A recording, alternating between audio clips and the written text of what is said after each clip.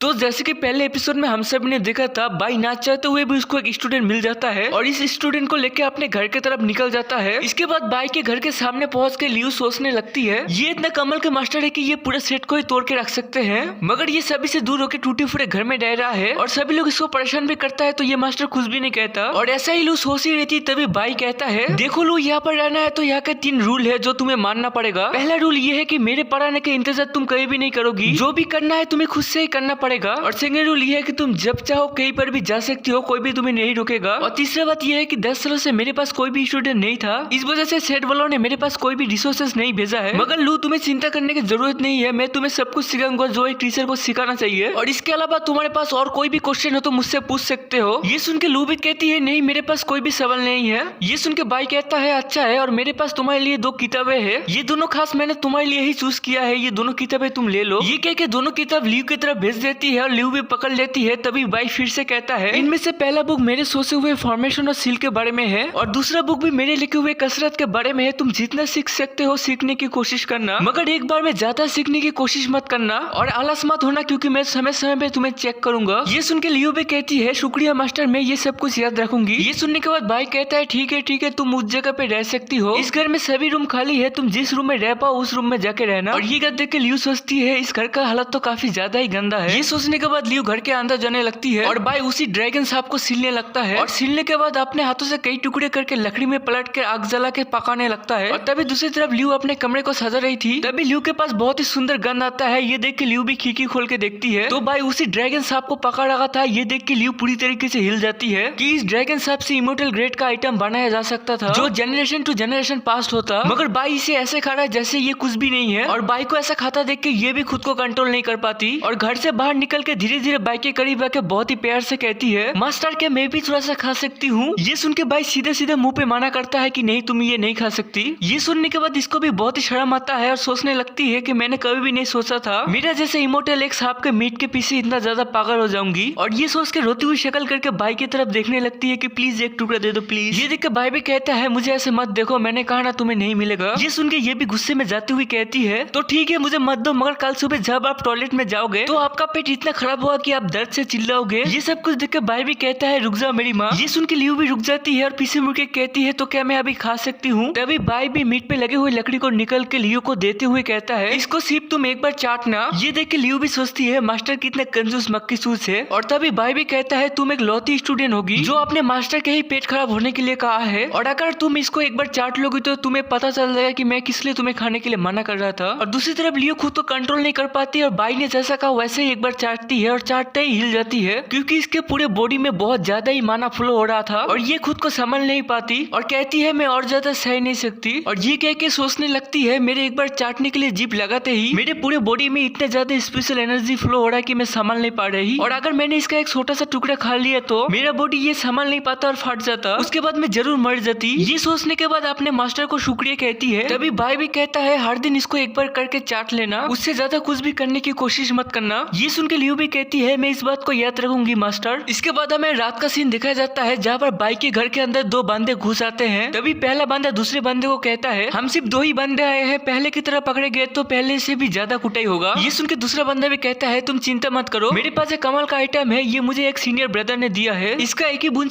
से बड़े बंदा भी सो जाते हैं, मगर तुम अभी चुप हो जाओ, लगता है कोई आने वाला है। और तभी वहाँ पर बाई आ जाता है और अपने घोड़े को घास दे के कहता है तुम जब पहली बार यहाँ पर आए थे तुम तब बहुत ही छोटे थे, मगर अब तुम बहुत ही बड़े और तगड़े घोड़े बन चुके हो। तभी घोड़ा भी आके बाई से चिपकने लगता है तो बाई भी कहता है मेरे सोने के बाद इस जगह का ध्यान रखना। ये कह के बाई वहाँ के लाइट को बुझा के चला जाता है और बाई के जाने के बाद ये दोनों बाहर आके घोड़े के सामने खड़े होकर कहने लगते हैं इस जैसे घोड़े को हमारे बीच टेमिंग डिपार्टमेंट में होना चाहिए, ना कि यहाँ। और यहाँ से ये एपिसोड खत्म होता है। हो सके तो प्लीज चैनल को लाइक और सब्सक्राइब कीजिए। मिलते हैं अगले एपिसोड में।